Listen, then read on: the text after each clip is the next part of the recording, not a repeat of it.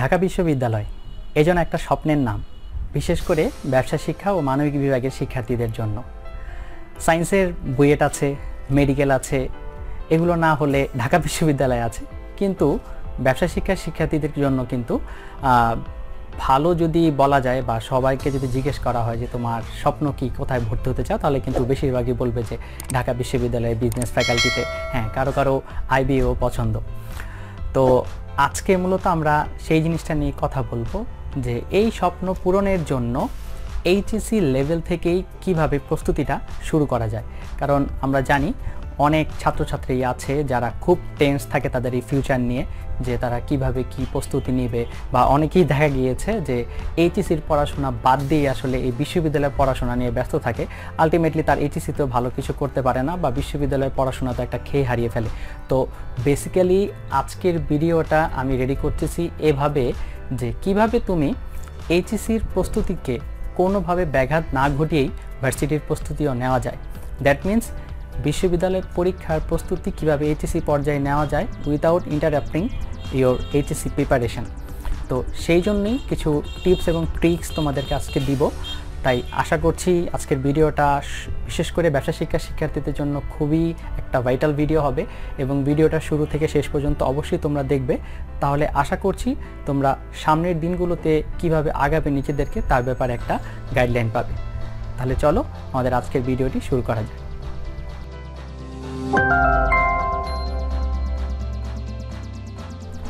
So প্রিয় ব্যবসা শিক্ষা বিভাগের শিক্ষার্থীরা, স্বপ্নের ঢাকা বিশ্ববিদ্যালয়ে স্টুডেন্ট হওয়ার জন্য, একজন গর্বিত ডাবিয়ান হওয়ার জন্য তোমরা এই 4টা ইউনিটের মাধ্যমে ঢাকা বিশ্ববিদ্যালয়ের শিক্ষার্থী হতে পারো। সি ইউনিট, ডি ইউনিট, চ ইউনিট এবং আইবি এর মাধ্যমে। যার মধ্যে সি ইউনিটটা হচ্ছে ব্যবসায় শিক্ষা বিভাগের মেইন ইউনিট, ডি ইউনিটটা হচ্ছে বিভাগ পরিবর্তনের ইউনিট, যেখান থেকে তুমি কমার্সের সাবজেক্ট পাবে না কিন্তু আর্টসের সাবজেক্ট পেতে পারো। চ ইউনিটটা হচ্ছে গিয়ে বেসিক্যালি চারুকলার ইউনিট, যাদের ড্রয়িংয়ে আগ্রহ আছে তারা ইউনিটটা ট্রাই করতে পারো। আর আইবিএ হচ্ছে ইনস্টিটিউট অফ বিজনেস অ্যাডমিনিস্ট্রেশন, এটাতেও স্পেশালাইজডভাবে স্টুডেন্টদেরকে পড়ানো হয়, বিবিএ পড়ানো হয়। আইবিএর মাধ্যমেও তুমি ঢাকা বিশ্ববিদ্যালয়ের গর্বিত স্টুডেন্ট হতে পারো। দ্যাট মিন্স ঢাকা বিশ্ববিদ্যালয়ের স্টুডেন্ট হতে হলে তোমাকে এই 4টা ইউনিটের যে কোনো একটা ইউনিটের মাধ্যমে পরীক্ষা দিয়ে কিন্তু তোমাকে সেখানে চান্স পেতে হবে। তো আমি আজকে যদিও বেসিক্যালি আমার যে শিরোনাম road to DU FBS, that means Dhaka ইউনিভার্সিটির ফ্যাকাল্টি অফ বিজনেস স্টাডিজে চান্স পাওয়ার ক্ষেত্রে তোমাদের এখন থেকে কী করা যায় তা নিয়ে কথা বলবো। বাট তার আগে তারপরেও আমি একটু তোমাদেরকে এই 4টা ইউনিটের ব্যাপারে একটু প্রাইমারি যে ধারণাটা, সেই ধারণাটা একটু দিয়ে নিতে চাই।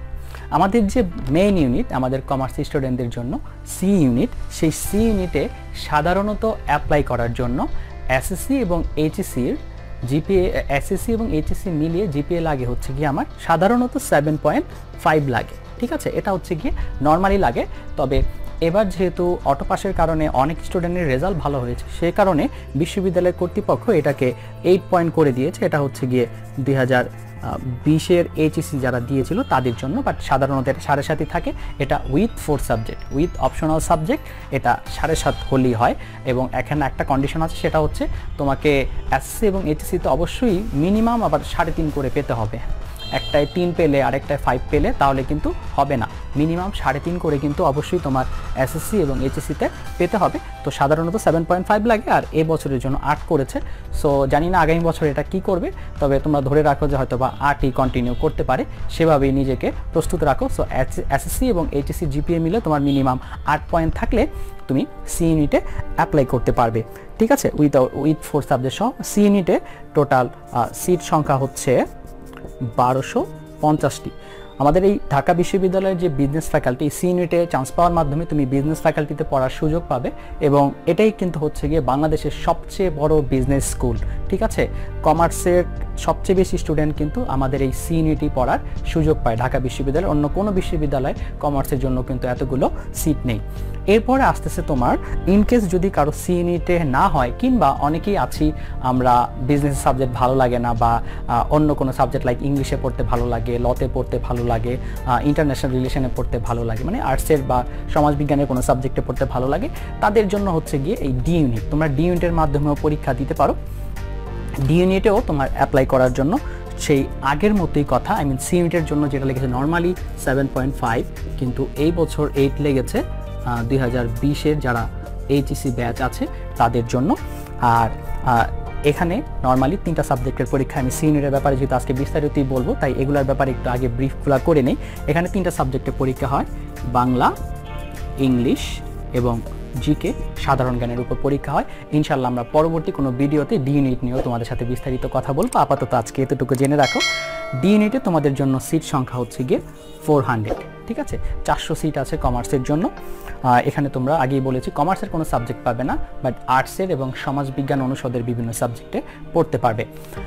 এরপরে হচ্ছে গিয়ে যাদের একটু আর্টে ইচ্ছা আছে বা ড্রয়িং করার ইচ্ছা আছে, খুব আগ্রহ আছে ওইদিকে, তাদের জন্য হচ্ছে গিয়ে চ ইউনিট বা চারুকলাতে অ্যাপ্লাই করার জন্য আমার 7 পয়েন্ট লাগবে। এবং এক্ষেত্রে 2টা ভাগে পরীক্ষা হয়, একটা হচ্ছে গিয়ে জিকে পরীক্ষা হয়, জেনারেল নলেজের পরীক্ষা হয়, এবং সেই সাথে জেনারেল নলেজ যারা পাস করে তাদের ড্রয়িংয়ের পরীক্ষা হয়, অঙ্কন পরীক্ষাটা হয়। সো ইনশাল্লাহ আমরা পরবর্তী কোনো ভিডিওতে চ ইউনিটের ব্যাপারেও কথা বলবো বিস্তারিত। অ্যান্ড ফাইনালি আছে হচ্ছে গিয়ে আইবিএ। অনেক এনথুজিয়াস্টিক বা আগ্রহী ছাত্রছাত্রীদের আইবিএতে পড়ার একটা অন্যরকম প্যাশন থাকে।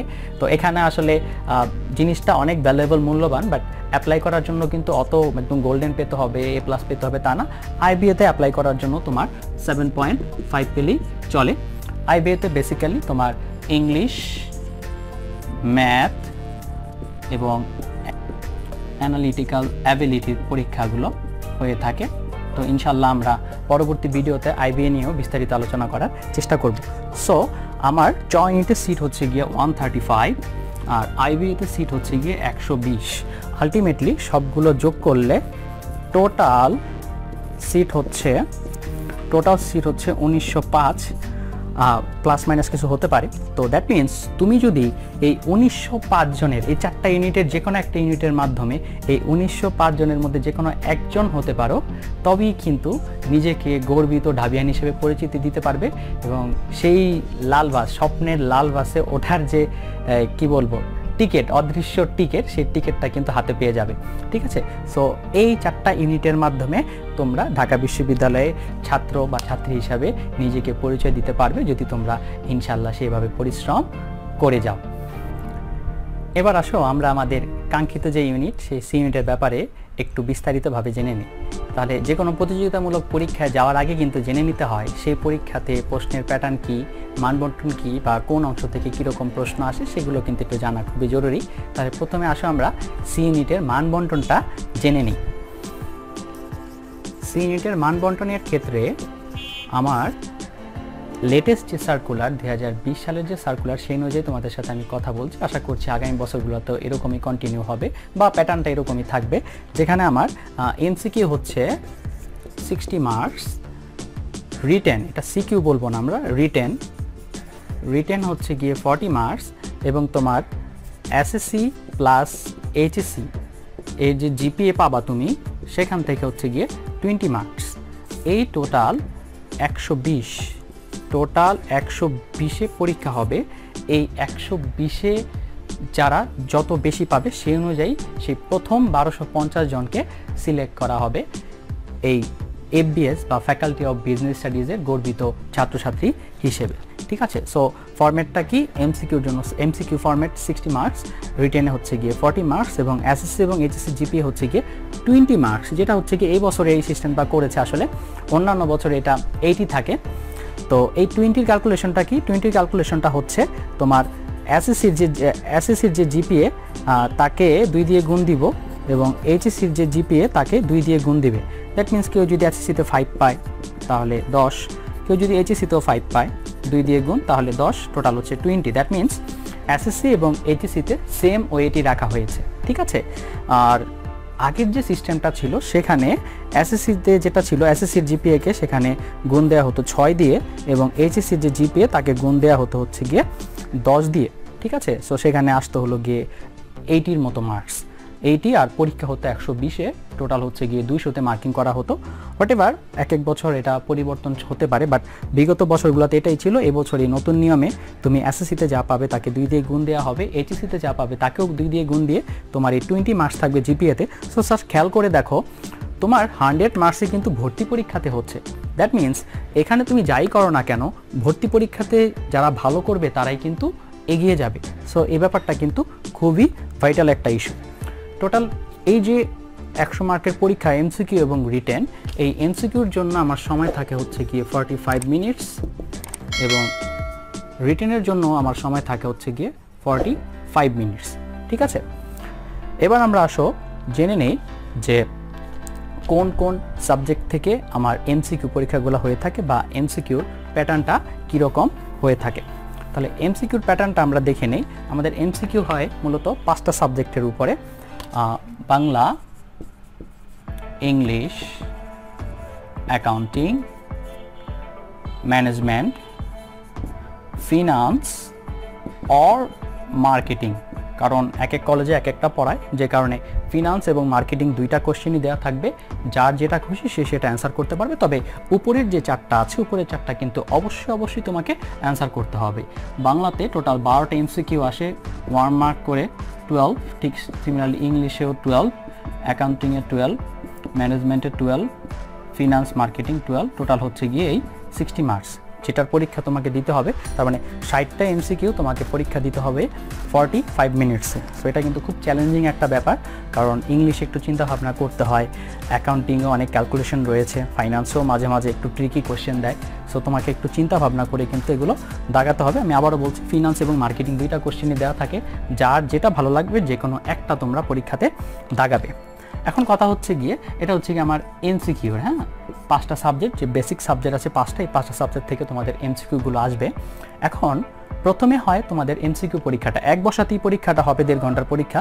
এমসিকিউ পরীক্ষাটা হবে, এমসিকিউ পরীক্ষা শেষ হওয়ার পরে তোমাকে রিটেনের কোশ্চেন দেওয়া হবে, সেখানে আবার লেখার জায়গা থাকবে সেই খাতার মধ্যেই, কোশ্চেন খাতা উত্তর লেখার জায়গা, সেখানে তোমাকে উত্তর লিখতে হবে। তো এখন পরীক্ষা তো হয়ে যাবে এমসিকিউ এবং রিটেন একসাথেই, কিন্তু রিটেন খাতা দেখার জন্য আগে তোমাকে কি করতে হবে, এমসিকিউতে পাস করতে হবে। আর এই এমসিকিউতে পাস করার জন্য তোমাদেরকে 2টা কন্ডিশন দেওয়া হয়। তার মধ্যে বেসিক যে কন্ডিশনটা, ইংলিশে অবশ্যই তোমাকে 12তে 5 পেতে হবে এবং এই 60-এ তোমাকে অবশ্যই 24 পেতে হবে। এই 2টা কন্ডিশন ফিল আপ করলেই কেবল রিটেনের খাতাগুলো কিন্তু দেখা হবে। ঠিক আছে, এবং নট অনলি এই 2টা কন্ডিশন, এবারে সার্কুলারে বলা ছিল এই 2টা কন্ডিশন যারা ফিল আপ করবে তাদের মধ্যেও টোটাল নাম্বারের বেসিসে 3 গুণ খাতা দেখা হবে রিটেনের। তার মানে এখানে কিন্তু তোমার যদি একটা হেলদি মার্কস না আসে, তাহলে কিন্তু তোমার খাতা দেখা নাও হতে পারে। হ্যাঁ, 1250টা সিট, সেক্ষেত্রে 3 গুণ আমরা সর্বোচ্চ ধরলাম যে 4000 খাতাই দেখবে। তার মানে তোমাকে এই 60-এর মধ্যে ওরকম ভালো মার্কসই পেতে হবে যাতে করে তুমি টপ 4000-এর মধ্যে থাকো, যাতে করে তোমার রিটেন খাতাটা দেখা হয়। ঠিক আছে, সো 2টা কন্ডিশন। ইংলিশে 5, স্যার এখানে যদি তুমি 4.99ও পাও তাহলেও কিন্তু তুমি ফেল, বিগ জিরো। ঠিক আছে, তুমি ধরো যে ইংলিশে 4.99 পেলা, বাকি সব সাবজেক্টে তুমি 12তে 12 পেলা, কোনো লাভ হবে না। দ্য হার্শ রিয়েলিটি, এই সি ইউনিটে ইংলিশটা এই জন্য এতটাই ভাইটাল। অনেকে বলতে পারো স্যার 12-র মধ্যে 5, এটা কোনো ব্যাপার হলো, কিন্তু বাস্তবতা কিন্তু স্যার আসলে ভিন্ন। তুমি যে কোনো কলেজেরই টপার হও না কেন, অনেক বাঘা টপাররা, ডাবল গোল্ডেন পাওয়ার স্টুডেন্টরাও কিন্তু দেখা গিয়েছে এই ঢাকা বিশ্ববিদ্যালয়ের সি ইউনিটের ইংলিশে নাস্তানাবুদ হয়েছে। সো ওই পরীক্ষার যে হলের যে ব্যাপারটা, ওই হলে গিয়ে আসলে নিজের টেম্পারমেন্ট বজায় রাখা, ঠান্ডা মাথায় পরীক্ষা দেওয়ার ব্যাপারটা অনেকেই পারে না স্যার। ঠিক আছে, সো দ্যাটস ওয়াই তখনও দেখা যায় যে আসলে এই 12তে 5 পাওয়া অনেক কঠিন হয়ে যায়। এই ইংলিশের কন্ডিশনগুলো কিন্তু ধীরে ধীরে আসলে অনেক বেশি কঠিন হয়ে যাচ্ছে। আমাদের সময় যেটা ছিল 30-এ 12, ঠিক আছে, 30-এ 12টা, দেন মাঝখানে নেমে আসলো 15তে 5। ঠিক আছে, এখন এবছর হয়ে গেছে সেটা 12তে 5। সো এটা কিন্তু আসলে রিয়েলি টাফ হয়ে যাচ্ছে তোমাদের জন্য, যে 12টা কোয়েশ্চেন তার মধ্যে 5টা পারতে হবে। ও এখানে আবার কথা আছে, সেটা হচ্ছে গিয়ে প্রত্যেকটা ভুল উত্তরের জন্য কিন্তু তোমার 0.25 করে কাটা যাবে। হ্যাঁ, নেগেটিভ মার্কিং যেটা 0.25 করে কাটা যাবে। সো দেখা যায় অনেকে অনেকগুলো সঠিক উত্তর দেওয়ার পরেও এই নেগেটিভ মার্কিংয়ের কারণে কিন্তু দেখা যায় 5-এর নিচে তার মার্কসটা চলে যায়। এখানে হয়তো অনেকে 24-এ 24 পেয়ে, মানে 60-এ 24 পাওয়া যায়, ওটা কোনো ব্যাপার না, কারণ বাকি সাবজেক্টগুলো ইজি হয়, বাকি সাবজেক্টে কোনো কন্ডিশন নাই। ঠিক আছে, লাইক তুমি বাংলাতে 0 পেলা ইন কেস, হ্যাঁ বাংলাতে 0 পেলা, কিন্তু বাকি সাবজেক্টগুলোতে তুমি মোটামুটি টোটাল যোগফলে 24-এর উপরে পেলা, তাতে কোনো প্রবলেম নাই। কিন্তু স্যার ইংলিশে যদি বললাম এই যে 5-এর থেকে 0.01ও তুমি কম পাও, তোমার খাতা কিন্তু স্যার কাউন্ট হবে না। যে কারণে সি ইউনিটের ইংলিশটা কিন্তু অনেক অনেক ভাইটাল একটা ইস্যু, ভাইটাল একটা সাবজেক্ট। যে কারণে ইংলিশের জন্য কিন্তু আগে থাকতে একটু কনসার্ন থাকতে হবে। আমি তোমাকে ভয় দেখাচ্ছি না, কিন্তু সাবধান করছি, কারণ অনেক মেরিটাস স্টুডেন্ট চোখের সামনে দেখেছি যে ফুল লেভেলে কনফিডেন্ট থাকে, কিন্তু তারপরও দেখা যায় এই ইংলিশে ফেল করে কিন্তু তার ঢাকা বিশ্ববিদ্যালয়ে পড়ার যত স্বপ্ন আছে সমস্ত স্বপ্ন কিন্তু ধূলিসাৎ হয়ে যায়। অনেক ভালো প্রস্তুতি থাকার পরেও অনেকে খারাপ করেছে।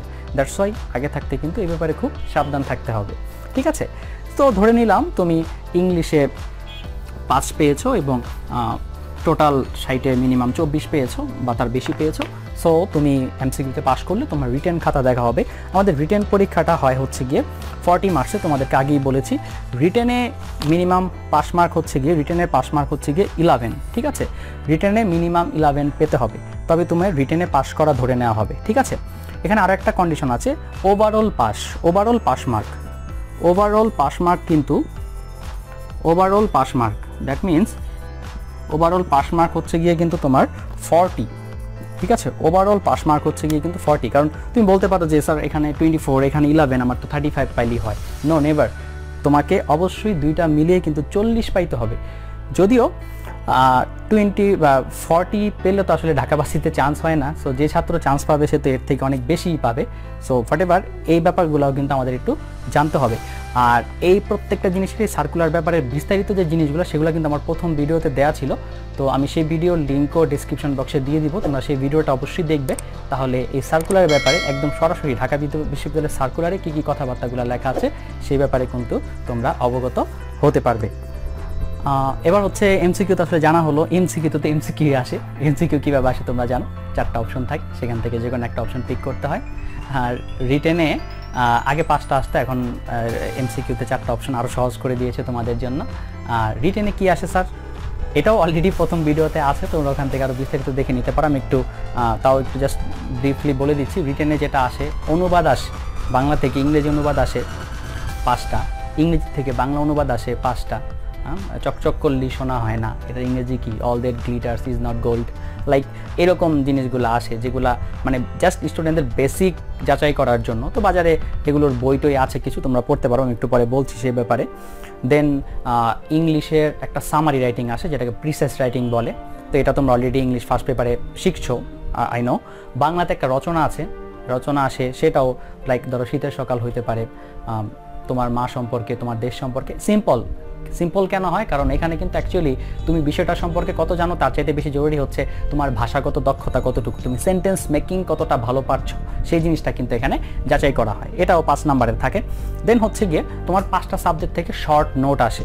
লাইক ধরো বাংলা থেকে আসছিল হচ্ছে গিয়ে সনেট বলতে কি বোঝায়, এটার ব্যাপারে লিখতে বলছে। মার্কেটিং বলতে কি বোঝায়, ফাইন্যান্সে লাইক ব্লু চিপ বলতে কি বোঝায়, এরকম টার্ম দিয়ে দিবে তোমাকে। সেই টার্ম অনুযায়ী তোমাকে সেই টার্মের ব্যাপারে 1 বা 2 লাইনে কিছু লিখতে হবে, ঠিক আছে?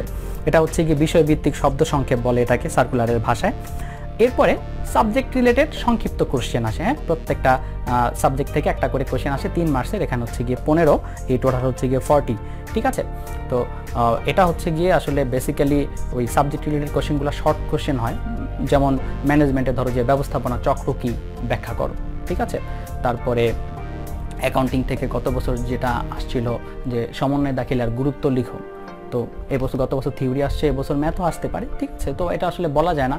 তারপরে ইংরেজিতে আসছিল মাই মাদার সম্পর্কে 5টি বাক্য লিখো। তো এনিথিং এখান থেকে আসলে আসতে পারে, ঠিক আছে? এগুলো আসলে কনফার্মলি বলা যায় না, বাট প্যাটার্নটা হচ্ছে গিয়ে এরকম। তো রিটেনের এই জিনিসগুলো আসলে ওই সার্কুলারের ভিডিওটা তোমরা দেখলে আরও বেশি ক্লিয়ার হবে তোমাদের জন্য, যে স্পষ্ট সার্কুলারে কি লেখা আছে। তো এখানে হচ্ছে গিয়ে তোমার 40 মার্কস। তো এগুলো আসলে দীর্ঘদিনের প্রস্তুতি প্লাস হচ্ছে কি স্টুডেন্টদের বেসিক নলেজ যাদের ভালো, তারা কিন্তু মোটামুটি রিটেনে ভালোই করে। আর রিটেনে এই সব কিছু কিন্তু তোমাকে লিখতে হবে স্যার মাত্র 45 মিনিটস টাইমে। তো রিটেনে দেখা যায় আসলে পারার চাইতে টাইম ম্যানেজমেন্টটা বেশি গুরুত্বপূর্ণ হয়ে যায় অনেকের কাছে, টাইমের মধ্যে শেষ করতে পারে না অনেকে, এটা একটা বড় সমস্যা হয়ে যায়। তো যাই হোক, সামনে হয়তো বা তোমাদের রিটেনে ভালো করা নিয়ে একটা আলাদা করে ভিডিও আমি রেডি করে দিব, ওটা দেখলে তোমাদের জন্য ক্লিয়ার হয়ে যাবে। তো এবার আসো আমাদের এই ভিডিওর যে মূল আলোচনাটা ছিল সেটা হচ্ছে গিয়ে কিভাবে তুমি তোমার এইচএসসির প্রস্তুতিকে বাধাগ্রস্ত না করেও এইচএসসির পড়া পড়েও ঢাকা বিশ্ববিদ্যালয়ের প্রস্তুতি নিতে পারো। তোমাদের অনেকেরই একটা ধারণা থাকে যে ঢাকা বিশ্ববিদ্যালয়ের পরীক্ষায় মনে হয় এইচএসসির বই থেকে কিছুই আসে না। এটা কিন্তু একটা সম্পূর্ণ ভুল ধারণা। 60 থেকে 70% কোশ্চেন কিন্তু হুবহু তোমার এইচএসসি সিলেবাস থেকেই আসে। যারা বলে যে এইচএসসির প্রথম মাস থেকে একদম তোমাদেরকে ভার্সিটির বই পড়া শুরু করতে বলে, তারা কোন হিসাবে বলে আমার আসলে কোনো আইডিয়া নেই। কারণ যেই ছাত্রর এইচএসসির ব্যাপারে বেসিক নলেজ নাই সে কীভাবে ভার্সিটি প্রস্তুতি নেবে, তাই না? আমি যদি আমার কথা বলি, আমি এইচএসসি চলাকালীন এই যে এত কিছু তোমরা অনেক আগে থেকে জানতে পারতেছ, আমি কিন্তু কিছুই জানতাম না যে বিশ্ববিদ্যালয়ে কোন ইউনিট আমি পরীক্ষা দিব, কি কি সাবজেক্ট আমাকে পরীক্ষা দিতে হবে, কীভাবে পরীক্ষায় আসবে। আমি এইচএসসি সময়কালীন সময়ে শুধুমাত্র কলেজে যা পড়িয়েছে তাই পড়েছি, এইচএসসি পরীক্ষা ভালো মতো দিয়েছি। এইচএসসি পরীক্ষার পরে যখন অ্যাডমিশন কোচিংয়ে ভর্তি হলাম তারপরে জানতে পারলাম ও আচ্ছা এগুলো আসবে, আমাকে এভাবে পড়তে হবে। এবং এইচএসসির পরের যে 3টা মাস ছিল সেই 3 মাসে পরেই কিন্তু আলহামদুলিল্লাহ চান্স পেয়েছি। কারণ অনেকে বলতে পারো যে স্যার আপনি হয়তো মেধাবী ছিলেন যে কারণে অল্প সময় হয়েছে, আমাদের জন্য হবে না। এটা আসলে স্যার ধারণাটা ঠিক না। যে পারার সে ওই 3 থেকে 3.5 মাস পরেই পারে, আর যে পারে না স্যার সে 2 বছরের পরেও পারবে না। কেননা অ্যাডমিশনের এই যে পড়াশোনাগুলো আসলে সারা বছর পরে হয় না। কারণ তুমি পড়বা ভুলবা, এক সময় দেখবা আসলে গিয়ে বিরক্ত লেগে গেছে, যে কারণে সময়ের কাজ সময় করা উচিত। এবং এই জন্য তোমাদের যাতে বিরক্তি না লাগে, তোমার যাতে মনে না হয় তুমি এক্সট্রা বার্ডেন নিচ্ছ অ্যাডমিশনের জন্য, সে ওয়ে আউটগুলোই আমি তোমাদেরকে আজকে এখন দেখানোর চেষ্টা করব। তো ফার্স্ট অফ অল আসো আমার সাবজেক্ট নিয়ে এবং সেই সাথে ম্যানেজমেন্ট। তো ম্যানেজমেন্ট, ফাইন্যান্স এবং মার্কেটিং, এটার জন্য জাস্ট তোমার এইচএসসি বুক, এইচএসসির বই এনাফ। এই এইচএসসির বইটা যে ভালো পারবে, বিলিভ মি, ওই 12টা কোশ্চেনের মধ্যে মিনিমাম 10টা কোশ্চেন তুমি হুবহু কমন পাবা তোমার এইচএসসির বই থেকে। এটা আমি গ্যারান্টি দিয়ে বলে দিলাম। এটা শুধু আমার কথা না, তুমি নিজেও যদি প্রিভিয়াস ইয়ারের কোশ্চেনগুলো দেখো সেখানে দেখবা প্রত্যেকটা কোশ্চেন, বেশিরভাগ কোশ্চেন তোমার কিন্তু তোমার এইচএসসির বই থেকেই এসেছে। তাহলে আমার এইচএসসির বই থেকেই যদি সব কিছু আছে, আমার এত প্রেশার নেওয়ার দরকার কি 1-2টা প্রশ্নের জন্য? ওই 1-2টা প্রশ্নের কমন পাওয়ার জন্য তো আমার পরবর্তী 3 থেকে 3.5 মাস পরেই আছে, তাই না? তুমি যদি স্যার আমাকে বলো যে স্যার আমি আমার এইচএসসির বইয়ের, ম্যানেজমেন্ট বইয়ের বা এইচএসসির ফাইন্যান্স বইয়ের আমি সব কিছু এখনই পারি, তাহলে আমিও তোমাকে গ্যারান্টি দিব তুমি ঢাকা বিশ্ববিদ্যালয়ে অবশ্যই মিনিমাম 8 থেকে 10টা কোশ্চেন কমন পাবা, গ্যারান্টি। কিন্তু অনেক স্টুডেন্টই এগুলো টিচারদের কথা শুনতে চায় না বলে তারা এক্সট্রা বার্ডেন নেয়, একটা এক্সট্রা প্রেশার নেয়, আলটিমেটলি কিন্তু তারা আসল জায়গায় গিয়ে খেয়ে হারিয়ে ফেলে। তো স্যার তুমি জাস্ট এই 3টা সাবজেক্টের জন্য তোমার এইচএসসির যে ফার্স্ট পেপার এবং সেকেন্ড পেপার বইটা আছে সেই বইগুলো ভালো মতো পড়তে থাকো। কারণ আমি এটা শিওর, কেউ বুকে হাত দিয়ে এখন বলতে পারবা না যে স্যার আপনি আমার এইচএসসির বই থেকে আপনি যেখান থেকে আপনি প্রশ্ন করবেন আমি উত্তর দিতে পারবো। তাহলে তুমি যদি এটা বলতে না পারো কনফিডেন্টলি, তুমি কোন সাহসে তোমার এইচএসসির বই শেষ না করে অ্যাডমিশনের কোচিংয়ের বই ধরো, বলো আমাকে। দ্যাটস ওয়াই এইচএসসির বইটাকে কিন্তু আগে ফার্স্ট প্রায়োরিটি দিতে হবে। এইচএসসির বই ভালো মতো পড়ার পরে তারপরে তোমাকে যেতে হবে অন্য কোনো বই পড়ার ক্ষেত্রে। তো এই 3টা সাবজেক্ট তো হয়ে গেল এক পলকেই। এবার আসলে হচ্ছে বাংলা ফার্স্ট পেপার থেকে ধরো এখন তো 12টা কোশ্চেন, 2 থেকে 3টা কোশ্চেন তো ফার্স্ট পেপার থেকে থাকি, কপাল ভালো থাকলে 4 থেকে 5টাও পেতে পারো। ফার্স্ট পেপার থেকে কোশ্চেন কোথা থেকে আসবে? তোমাদের যে বইটা রয়েছে ইন্টারমিডিয়েটের ফার্স্ট পেপার বই বোর্ডের, সেই বইটা থেকে আসবে। তাহলে সেই বইটা তো তুমি তোমার ইন্টারমিডিয়েটের জন্য একদম লাইন টু লাইন পড়ছোই, তাই না? আমাদের সময় তো এমসিকিউ ছিল না, শুধু রিটেন ছিল, তো যেখানে আমাদের কিন্তু পরবর্তীতে অনেক কষ্ট হয়েছে সেই বইটার ভিতরে পড়তে। আর তোমরা কিন্তু এখন সেই বইটাকে একদম টপ টু বটম অনেক ভালোভাবেই পড়ে যাচ্ছ, তাই না? সো দ্যাটস ওয়াই তুমি তোমার বাংলা ফার্স্ট পার্ট যে বইটা আছে, বাংলা ফার্স্ট পার্ট বুক, এই বইটা ভালো মতো পড়বা। এবং 9-10-এর গ্রামার বই, 9-10-এর গ্রামার বইটা যদি তোমাদের এখন সাথে না থাকে এটা কালেক্ট করে নাও। কারণ বর্তমান সময়ে কিন্তু আমি অনেকের অভিজ্ঞতা শুনেছি যে ইংলিশের চাইতে কিন্তু ঢাকা বিশ্ববিদ্যালয়ের সিইউনিট এখন বাংলা কোশ্চেন কঠিন হয়, ঠিক আছে? দ্যাটস ওয়াই বাংলার ব্যাপারে কিন্তু একটু আগে থাকতেই প্রস্তুতি নিতে হবে। 9-10-এর ব্যাকরণ বইটা খুব জরুরি, এই বইটাও তোমরা একটু আগে থাকতে আবার একটু পড়া শুরু করতে হবে, কারণ গ্রামারগুলা ভুলে গেলে কিন্তু পরে সমস্যা হবে। 9-10-এর গ্রামার বইটা যদি ভালো মতো আয়ত্ত থাকে, পরবর্তীতে অনেক কঠিন জিনিস তোমাকে পড়ালেও কিন্তু সেই জিনিসগুলো তুমি মোটামুটি বোঝার চেষ্টা করতে পারবা। সো এই জিনিসগুলো শুধু এখান থেকে বাংলায়, তাহলে ফার্স্ট পার্টটা তো এইচএসসির জন্যই পড়তেছো, আর 9-10-এর গ্রামার বইটা একটু ফাঁকে উইকেন্ডে বা কোনো একটু সময় পেলে তুমি এখান থেকে একটু পড়তে পারো। তাহলে এখানেও কিন্তু আমার এক্সট্রা বার্ডেনের কোনো জায়গা রইল না। এরপরে আসো স্যার অ্যাকাউন্টিংয়ে যেটা হয়, অ্যাকাউন্টিংয়ে আমরা এইচএসসি লেভেলে ম্যাথটাকে বেশি গুরুত্ব দিই, দ্যাট মিনস সৃজনশীল কোশ্চেনটাকে বেশি গুরুত্ব দিই, স্বাভাবিক, যেহেতু এখানে 70 মার্কস, এই কারণে স্টুডেন্টরা ম্যাথের প্রতি প্রচুর গুরুত্ব দেয়। বাট এই ম্যাথগুলো যারা ভালো পারে তারা কিন্তু এমসিকিউ ভালো করে। আর যেহেতু সিইউটের পরীক্ষাতে এমসিকিউ আসে, তাহলে স্যার আমার আপাতত করণীয় কি? আপাতত যেটা করণীয় সেটা হচ্ছে গিয়ে, অনেক ছেলে মেয়েরা তোমরা যেটা ভুল করো, শুধুমাত্র সৃজনশীলই করো আর পরীক্ষার আগের রাত্রে কোনো রকম এমসিকিউগুলো একটু দেখে যাও। এটা খুব ভুল একটা কাজ। যেটা তোমাকে করতে হবে, এখন থেকেই যে চ্যাপ্টারটি তুমি সৃজনশীল সলভ করা শেষ হবে, তখনই চ্যাপ্টারের পিছনে কিন্তু প্রচুর 100, 150, 200, 300 এমসিকিউ থাকে, বইগুলো যেহেতু অনেক মোটা। সো সেই এমসিকিউগুলো, পিছনের যে এমসিকিউগুলো আছে সেগুলোও যদি তুমি বুঝে বুঝে পড়ো, তোমার অ্যাকাউন্টিংয়ের বেসিক কিন্তু স্যার অনেক অনেক স্ট্রং হয়ে যাবে। ঠিক আছে, নিজে নিজে পিছনের এমসিকিউগুলো সলভ করলা, ম্যাথগুলো সলভ করলা, তাহলে দেখবা যে তোমার বেসিক নলেজ, বেসিকটা অনেক স্ট্রং হয়ে গেছে। আর অ্যাকাউন্টিংয়ে যার বেসিক অনেক স্ট্রং, সে যদি, তাকে যদি পরবর্তীতে কঠিন কিছু শেখানো হয় অ্যাডমিশন কোচিংয়ে বা অ্যাডমিশনের বইগুলো থেকে, সে কিন্তু সেটা শিখতে পারে। বাট তুমি তোমার এইচএসসির অ্যাকাউন্টিংয়ের বেসিকই ভালো না, তুমি যদি অ্যাডমিশনের অ্যাকাউন্টিং বই ধরো স্যার, তুমি কিন্তু কিচ্ছু বুঝবা না। দ্যাটস ওয়াই তোমার এইচএসসির অ্যাকাউন্টিংয়ের বেসিকটাকে মজবুত করার জন্য আপাতত জাস্ট এইটাই কাজ, যেই বইয়ের পিছনে, তোমাদের যে অ্যাকাউন্টিং বই আছে সেই বইয়ের পিছনে এমসিকিউগুলো পড়বা, তাহলেই এনাফ, যেটা তোমার এইচএসসিতেও কাজে দিবে, অ্যাডমিশনের জন্য তোমার বেসিকটাকে স্ট্রং করবে। এটার জন্য এক্সট্রা কিছু দরকার নাই। দেন আসো ইংলিশ। এটা হচ্ছে গিয়ে সবচেয়ে ভাইটাল। ইংলিশ নিয়ে একটু বেশি লিখবো, জায়গাটা ক্লিন করে নিই।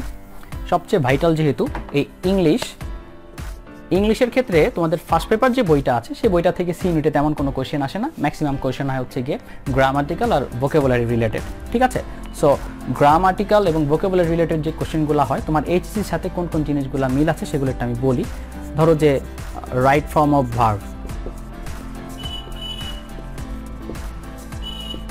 রাইট ফর্ম অফ ভার্বস, তারপরে right form of words, then sentence correction,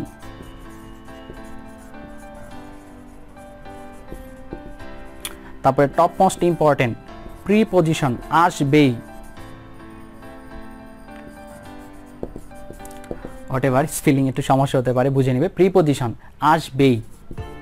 যে কোনো প্রতিযোগিতামূলক পরীক্ষায় প্রিপজিশন থেকে প্রশ্ন আসেই, এটা তোমার এইচএসসি সিলেবাসও আছে, তোমার এসএসসি এই ভার্সিটি সিলেবাসও কিন্তু আছে। দেন হচ্ছে গিয়ে তোমার আর্টিকেল, ঠিক আছে, আর্টিকেল, ওকে। তারপরে হচ্ছে গিয়ে অন্যতম সিনোনিম অ্যান্ড অ্যান্টোনিম। এটা আগে এইচএসসি সিলেবাসে ছিল না, আমাদেরকে নতুন করে পড়তে হতো, বাট তোমাদের কিন্তু এখন এইচএসসি সিলেবাসও আছে। তো এই যে জিনিসগুলো বললাম, তারপরে আরেকটা আছে হলো কি গ্রুপ ভার্বস। এই জিনিসগুলো যে বললাম স্যার, এই জিনিসগুলো কিন্তু তোমার এইচএসসির যে সিলেবাস সেই সিলেবাসই রয়েছে। সো তুমি যদি এইচএসসি সিলেবাসে এই জিনিসগুলো এখন থেকে ভালোভাবে শিখো, এই যে রাইট ফর্ম অফ ভার্বের যে রুলস, এই রুলস থেকে কিন্তু প্রতি বছরই একটা না একটা এমসিকিউ থাকেই। তাহলে তুমি যদি বলতে পারো বুকে হাত দিয়ে, স্যার আমি রাইট ফর্ম অফ ভার্বের সবগুলো রুলস খুব ভালো মতো পারি, তাহলে কিন্তু এটা তোমার এইচএসসিতে ভালো করতে পারবা, অ্যাডমিশনও ভালো করবা। আর সিনোনিম অ্যান্টোনিম এগুলা বিশাল একটা ব্যাপার, মানে অনেক বোরিং একটা ব্যাপার, যে যত পারে সে তত বেশি ভোলে। সো এগুলোর ব্যাপারে যদি একটু আগে থেকে প্রস্তুতি নিতে পারো, তাহলে দেখবা যে নিজেকে অন্যদের থেকে একটু এগিয়ে রাখতে পারবে। সো এই সকল যে টপিকগুলো বললাম, এগুলো কিন্তু স্যার তোমার এইচএসসিতে আছে। সো এগুলো পড়লে তোমার এইচএসসি প্রস্তুতিও হবে, ভার্সিটির জন্য প্রস্তুতি হবে। আর একান্ত যারা এক্সট্রা প্রস্তুতি নিতে চাও, যে না স্যার আলহামদুলিল্লাহ আপনি যা যা বলেছেন এগুলো আমার অলরেডি শেষ, সেক্ষেত্রে তুমি প্রিভিয়াস কোয়েশ্চেন কালেক্ট করতে পারো, কোয়েশ্চেন ব্যাংক, এবং সেই সাথে কোনো একটা কোচিংয়ের এই 5 সাবজেক্টের পুরাতন বই বা বড় ভাইদের কাছ থেকে গত বছরের বইগুলো কালেক্ট করে, সেগুলো থেকে ধরো তুমি ইন্টারের বইয়ে কোনো একটা চ্যাপ্টার পড়লা, ধরো যে তুমি সমন্বয় জাবেদার চ্যাপ্টার পড়লা, হ্যাঁ, ঠিক সেই সমন্বয় জাবেদার চ্যাপ্টারটা তুমি ভার্সিটির অ্যাডমিশনের বই থেকেও এমসিকিউগুলো একটু পড়ে নিলা, যেগুলো তুমি পারো, যেগুলো পারো না এখন চাপ নেওয়ার কোনো দরকার নাই। ঠিক আছে, তো এভাবে যদি তুমি মনে করো প্রত্যেকটা চ্যাপ্টার এইচএসসির সাথে মিল রেখে, ঠিক আছে, এক্সট্রা বার্ডেন না নিয়ে যদি পড়তে পারো, তাহলে দেখবা যে ইনশাল্লাহ একটা সময় তোমার এইচএসসি প্রস্তুতিও ভালো হয়েছে, এবং সেই সাথে অ্যাডমিশনেও অন্যদের থেকে নিজেকে একটু এগিয়ে রাখতে পারবে। অ্যাকচুয়ালি যে কথাগুলো এতক্ষণ বললাম, এগুলো আমি আমার নর্মাল রেগুলার ক্লাসে বলে থাকি স্টুডেন্টদেরকে। আজকের ভিডিওর মাধ্যমে আসলে আমি চাচ্ছি অধিক সংখ্যক স্টুডেন্ট যাতে জানে, এবং তোমাদের বোঝানোর জন্য আসলে ভিডিওটা অনেক লেন্দি হয়ে গিয়েছে, বাট তারপরও আমি বলবো, আশা করি তোমরা তোমাদের গুরুত্বপূর্ণ সময় দিয়ে ভিডিওটা দেখছো বলে হয়তোবা অনেক কিছু জানতে পেরেছো। সো আশা করছি তোমাদের উপকার হবে, এবং এরপরেও এর বাইরেও যদি তোমাদের যে কোনো প্রশ্ন থাকে এই রিলেটেড, যা বলেছি বা কোনো জিনিস যদি বুঝতে না পারো, বুঝতে না পারলে বা তথ্যগত যদি আমার এখানে কোনো ভুল মনে হয়, সেটা তোমার যদি কনফিউশন থাকে অবশ্যই কমেন্ট বক্সে জানাবে, স্যার উত্তর দেওয়ার চেষ্টা করব। আর ভিডিওটা ভালো লাগলে অবশ্যই একটা লাইক দিয়ে দিবে এবং সেই সাথে যেহেতু গুরুত্বপূর্ণ একটা ভিডিও, তো তোমাদের ফ্রেন্ডদের সাথে অবশ্যই শেয়ার করে দিবে। আর যারা চ্যানেলটি এখনও সাবস্ক্রাইব করেনি অবশ্যই সাবস্ক্রাইব করে দিবে। আর পরবর্তী ভিডিওর অপেক্ষায় থাকো, হয়তো বা ইনশাআল্লাহ আমি একটা সিরিজ আকারে প্রত্যেকটা ইউনিট নিয়ে আগামীতে ভিডিওগুলো দিব, যাতে করে তোমাদের প্রত্যেকটা ইউনিটের ব্যাপারে আইডিয়া হয়। আমি চাই বিজনেসের স্টুডেন্টরা প্রত্যেকে ভালো জায়গায় চান্স পাক। আমি নিজে যেহেতু বিজনেস ব্যাকগ্রাউন্ডের, অবশ্যই অন্য সাবজেক্টের স্টুডেন্টদের জন্য আমার শুভকামনা থাকবে, বাট স্পেশালি যেহেতু বিজনেসে আমি পড়াই, তাই তোমাদের সবার জন্য শুভকামনা থাকলো। তোমরা সবাই তোমার নিজের স্বপ্ন পূরণের মাধ্যমে তোমাদের মা বাবার স্বপ্নকে পূরণ করো, সেই কামনায় আজকে শেষ করছি। আল্লাহ হাফেজ।